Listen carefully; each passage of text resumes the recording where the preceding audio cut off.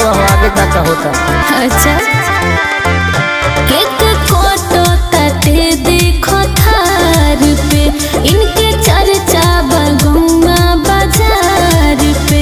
इस status में लागल photo देखनी हो ढेर के जलवा बाटे सगरी दिलेर के, जन्मदिन बाटे हमरा शेर के। कमी नइखे इनका भीड़ कुबेर के, जन्मदिन बाटे हमरा शेर के। ई टेलर हो फिल्म बाकी बजा हर जिया।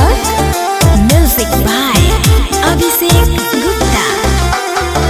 जलवा बाटे सगरी दिलेर के, जन्मदिन बाटे हमरा शेर के।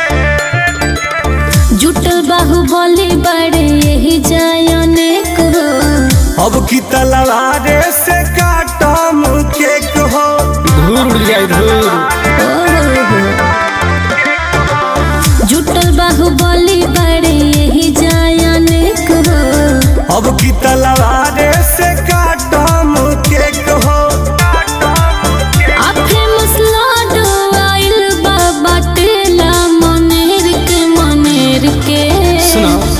जलवा बाटे सगरी दिलेर के, जन्मदिन बाटे हमरा शेर के। हर जिया।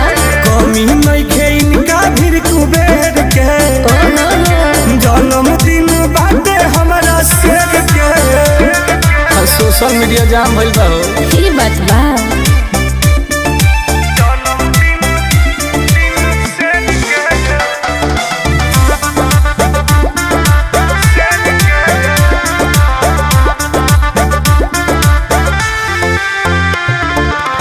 ऐसन ना पार्टी हम देखनी जवार में, हाला भैया के यूपिया बिहार में।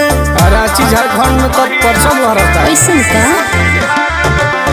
ऐसन ना पार्टी हम देखनी जवार में, हाला भैया के यूपिया बिहार में। अखबार में फोटो छप जाई हो सबेर के।